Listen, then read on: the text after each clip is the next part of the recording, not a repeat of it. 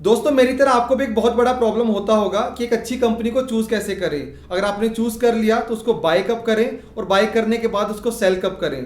तो आज हम लेके आए एक ऐसी बुक का रिव्यू जो बुक आपको बताएगी कि एक इन्वेस्टर की जर्नी कैसे होनी चाहिए और इन सब क्वेश्चंस को आंसर करेगी। मेरे साथ हैं ललित केशरे, सीईओ को फाउंडर ऑफ ग्रो। आज हम बुक रिव्यू करने जा रहे हैं common stocks uncommon profits.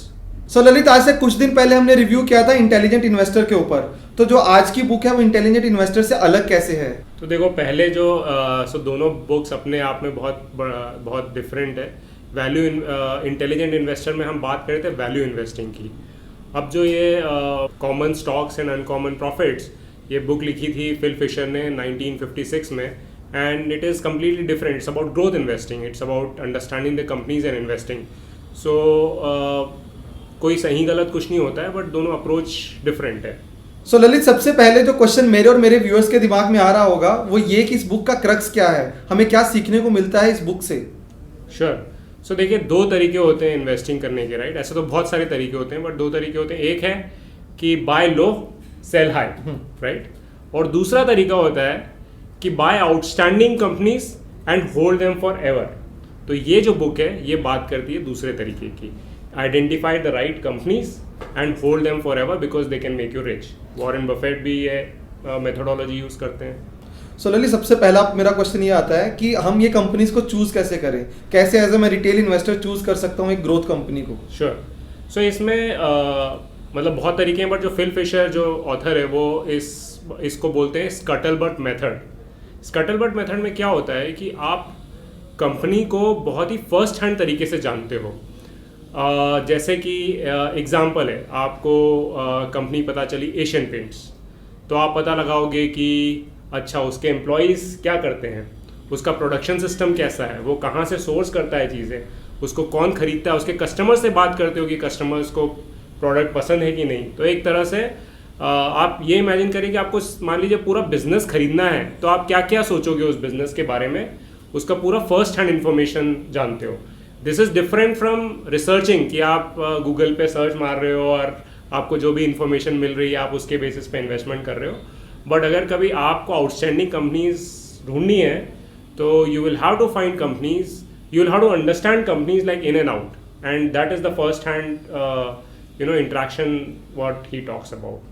Lalit, जैसे कि आपने बताया कि अगर हमें किसी कंपनी में इन्वेस्ट करना है तो हमें एज अ ओनर रिएक्ट करना है। जैसे कि मान लो मुझे मारुति सुजुकी में इन्वेस्टमेंट करने के बारे में सोचना है तो मुझे एज अ ओनर देखना पड़ेगा कि वो कंपनी के एम्प्लॉयज़ कैसे काम करते हैं, मुझे उनसे मिलना पड़ेगा कि वो क्या सोचते हैं, उसके बाकी कस्टमर्स कैसा सोचते हैं, इसके अलावा जो उसके डिस्ट्रीब्यूटर्स है वो पूरा कैसे काम करती है। और जब मुझे एज अ होल समझ में आएगा तभी मुझे उस कंपनी में इन्वेस्ट करना है। यस, और इसमें एक और इम्पॉर्टेंट चीज़ है, अगर आप कंपनी में इन्वेस्ट करो तो आपको इंडस्ट्री के बारे में पता होना चाहिए कि अच्छा कार इंडस्ट्री में कुछ ये भी हो सकता है कि ईवी आ गए, मान लो इलेक्ट्रिक व्हीकल्स आ गए, तो फिर क्या करेगी कंपनी।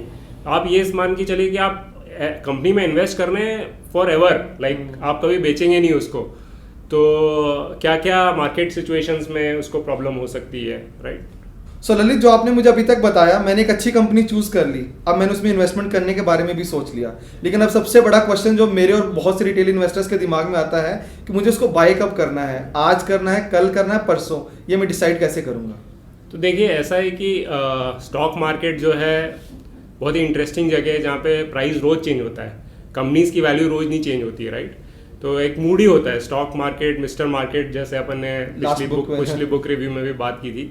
तो बहुत मूडी होता है, किसी दिन वो आते हैं बोलते हैं कि यार आज तो सारी कंपनीज बहुत सस्ते में, लाइक आज मारुति सुजुकी लेट से सस्ते में, कभी आके बोलेंगे कि बहुत महंगे में, बहुत। बट एक बहुत इंपॉर्टेंट चीज़ ये है कि मार्केट बहुत अपॉर्चुनिटीज़ देता है आपको, you get tons of opportunities. अगर आपके पास पेशेंस हो तो there will be time, and this is based on the book what we are talking about, कि कभी ना कभी प्रॉब्लम्स आती है कुछ कंपनीज में, टेम्परेरी प्रॉब्लम्स आती है और उस टाइम पे मार्केट्स को लगता है कि वो अच्छी नहीं करेगी।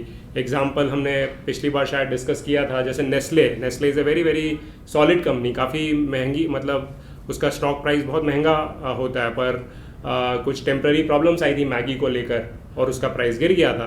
तो फिल फिशर कहते हैं कि ऐसे मौके you should not leave such chances. और ऐसे मौके पर जनरली क्या होता है कि क्राउड बहुत डर जाती है, जो स्टॉक का प्राइस होता है वो बहुत गिर जाता है, पर उस टाइम पे फिर हमारे में हिम्मत होनी चाहिए कि हम उस स्टॉक को खरीद पाए। अब मैंने एक आउटस्टैंडिंग कंपनी को चूज किया, उसके बाद उसको बाय किया, लेकिन अब ललित फिर से क्वेश्चन मेरे दिमाग में एक और आता है कि अब मैं इसको सेल कब करूं? Very good. सो बहुत अच्छा क्वेश्चन है ये। और अगेन जो फिल फिशर जो इस बुक में जो बताया गया है कि बेस्ट है कि अगर आपने आउटस्टैंडिंग कंपनी, आप लकी हो कि आपने आउटस्टैंडिंग कंपनी आइडेंटिफाई कर ली और उसको खरीद लिया अच्छे, like not very expensive eight a good price. Now you should never cell it. Ideally आपको कभी बेचना ही नहीं चाहिए उसको। पर फिल फिशर बोलते हैं देयर आर 3 ways, 3 कंडीशंस जब आपको कंपनी को बेचना चाहिए। नंबर 1, अगर आपने जो सोचा था, जो सोच के कंपनी को खरीदा था और आपकी अंडरस्टैंडिंग गलत थी, तो आपको बेच देना चाहिए। जैसे मैंने खुद ऐसा सोच के खरीदी थी एक कंपनी, एग्जांपल है, पर उसमें कुछ फ्रॉड निकल गया तो मैंने इमीडिएटली उसको बेच दिया। दूसरा एग्जांपल है, दूसरा रीज़न है जब आपको बेचना चाहिए कि इंडस्ट्री सिचुएशंस चेंज हो गई हो। आपने कुछ अज्यूम करके कंपनी में इन्वेस्ट किया बट सडनली इंडस्ट्री चेंज हो गई हो। ऐसे बहुत सारे एग्जांपल्स है। यूएस में जैसे ब्लॉकबस्टर करके एक बहुत अच्छी कंपनी हुआ करती थी, नेटफ्लिक्स आई, पूरी इंडस्ट्री चेंज हो गई और you should sell companies at that time. और third is if you can find a better opportunity, कि आपको जो कंपनी आउटस्टैंडिंग कंपनी मिली है पर उससे भी बेटर कंपनी मिल गई है और आपके पास अब पैसे ज़्यादा डिप्लॉय करने के लिए है नहीं, तो आप फिर उसको बेच के नई अपॉर्चुनिटी में इन्वेस्ट कर रहे हैं। ललित, नॉर्मली इन्वेस्टिंग में 2 स्ट्रेटेजीज को बहुत फेमस माना गया है। पहला value investing, second growth stocks में इन्वेस्ट करना। क्या आप जरा बताएंगे कि इन दोनों में डिफरेंस क्या होता है? देखो, वैल्यू और growth are 2 sides of the same coin. मतलब आप एक कंपनी को वैल्यू कंपनी भी मान सकते हो और कंपनी को ग्रोथ भी मान सकते हो। पर ट्रेडिशनली जो बुकिश तरीके से देखा जाए तो वैल्यू इन्वेस्टिंग जो पूरा पहले देखते थे वो नंबर्स के बेसिस पे देखते थे कि अच्छा इस कंपनी के पास्ट एक्सपीरियंस में प्रॉफिट लॉस और बैलेंस शीट वगैरह में देख के उसकी जो नेटवर्थ, इंट्रिंसिक वैल्यू की हमने जैसे बात करी थी इंटेलिजेंट इन्वेस्टर में, वो वैल्यू क्या है और उससे कम में आप खरीद रहे हो, right? Buy low and sell high से, व्हाट आई टोल्ड, राइट? और जब वो जैसी ओवर वैल्यूड हो जाती है तो आपको बेच देते हो। तो that is the first part. Second is जो हम आउटस्टैंड जो ग्रोथ की बात कर रहे हैं, यहाँ पे आप ये ज़रूरी नहीं कि आप उसको आप फेयर प्राइस पे खरीद रहे हो, और but you are not buying in to any company, you are buying in outstanding companies, like the best companies that you can figure out and you can understand, and then you are taking them, like growing with them and so on. Best होता है दोनों को आपको mix कर दिया, दोनों strategies को mix कर दिया। जो Warren Buffett he was student of Ben Graham, so he came from value investing camp, but फिर उनको जब वो चार्ली मुंगर के कॉन्टैक्ट में आए और उनके साथ काम करने लगे तो उनका more and more he started understanding the business and investing in outstanding businesses. तो when both of these combined together you get the magic and you make lot more money. So जैसे कि ललित ने बताया, मेरे और आपके जैसे रिटेल इन्वेस्टर्स के लिए सबसे अच्छा है कि वैल्यू इन्वेस्टिंग और ग्रोथ स्टॉक्स को चूज करो, और दोनों को अगर मिक्स करेंगे तो शायद हमें बहुत अच्छी रिटर्न मिल सकती है। यस। इस बुक में बहुत अच्छे से बताया गया है कि एक इन्वेस्टर की जर्नी कैसे होनी चाहिए, कैसे एक अच्छी कंपनी को चूज किया जाता है, कब उसको बाय किया जाना चाहिए और कब उसको सेल करना चाहिए।